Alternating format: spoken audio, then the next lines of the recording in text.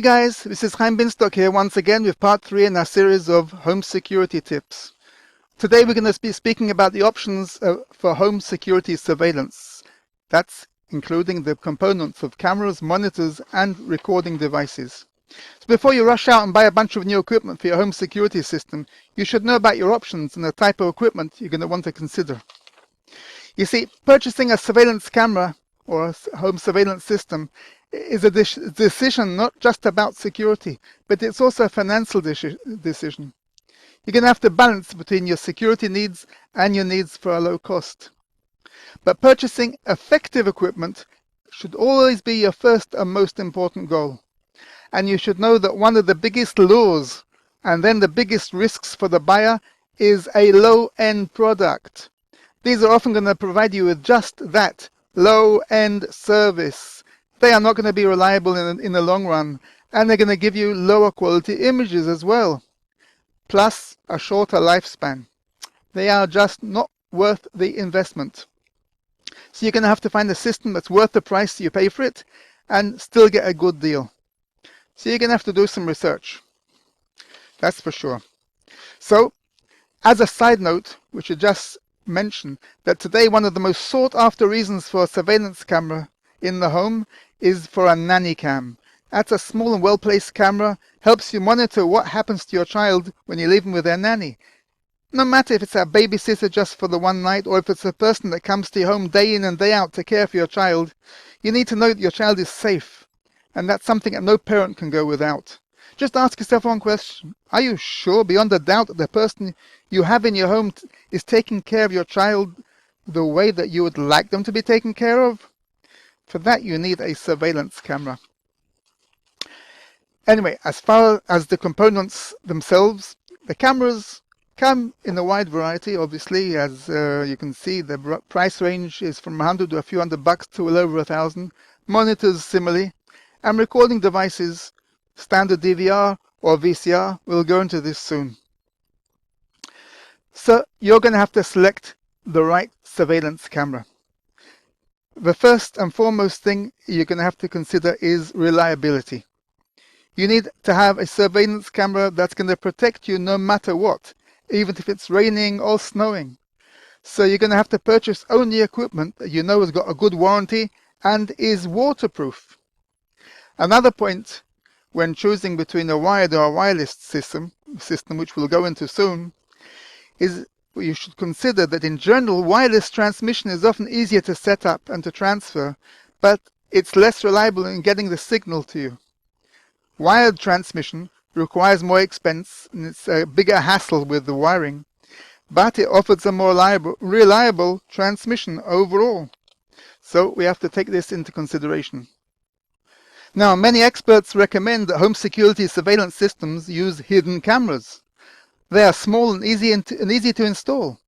You can get them in sort of camouflage outfits, plants, toys and clocks.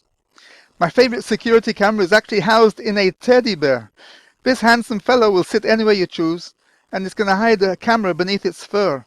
You can even cuddle it when the camera is not in use. Inside this teddy bear is a small wireless camera that stores a good few gigabytes of footage, and it's spying with its eye. It's going to help you monitor your child in a separate room without the child even being aware of your actions. They can come with 8 infrared LEDs, which will enable you to see in the dark without even turning on the light. Another consideration is the housing. The protection for your camera and the lens itself is very important. The housing for surveillance cameras is important because it will protect the camera from weather and from vandals, as well as from other damages. This is an important consideration. Also, you want to consider whether you need PTZ, that's panning, tilt and zoom facilities, which is all according to your particular security needs. Now, the camera lens is also a very important factor. It's going to determine how large an area you can cover and what lighting conditions are needed. You can get a dome-shaped wide-angle lens, and then you can get distortion-free images and a larger field than with most standard camera lenses. So this is all according to what your particular needs are going to be. We're going to speak about monitors. You can use a regular TV, you can use your computer, or a special desktop system monitor. The monitor is going to allow you to observe the activity as it happens. And that's especially useful if you want to monitor your baby in the nursery or your pets outside or inside the house. You just have to keep in mind that without recording equipment, which we'll talk about next, the monitor has to be manned 24 hours a day, 7 days a week, if your security surveillance system is to be effective. You should just note also that the specialized system monitor that comes with a security surveillance system, normally black and white, and the monitor boasts a higher resolution than most home televisions, with standard resolutions being between 500 and 1000 lines. So, a recording device is recommended for any home surveillance system. It gives you the ability to follow up after a break-in has happened and provide evidence to the law enforcement people so they can possibly arrest and possibly return the stolen goods. The two basic types of DVR and VCR are easy to distinguish. A DVR, digital video recorder, lets you record longer, and it offers more recording and viewing options than a standard VCR can. You can also view the recorded DVDs on the internet as well as on your monitor or television.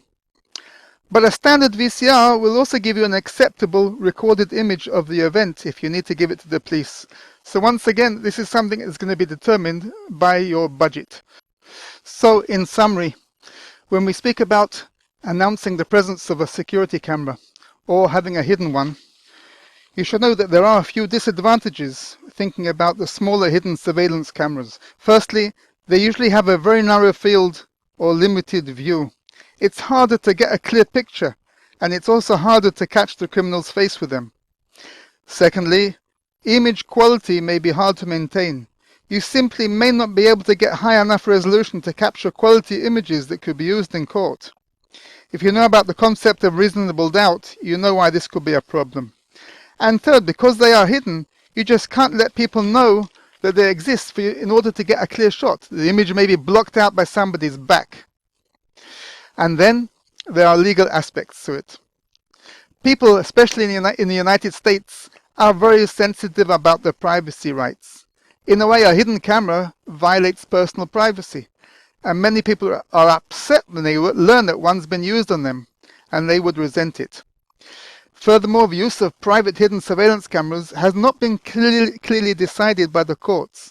The issue is a hot one, so you need to make sure, firstly, about your state court system that it allows the recording of such videos. And make sure that your recording is video only. Many states in the USA do not allow audio recordings to be used as evidence in court. So if you make a combined audio-visual recording, it might just get thrown out. There are many states where recording audio is simply illegal. So if you live in such a location, it doesn't allow for the recording of what people are saying. That could really put you into trouble. A much better solution is to invest that money in a higher resolution camera. That's it for now, guys. See you in my next video.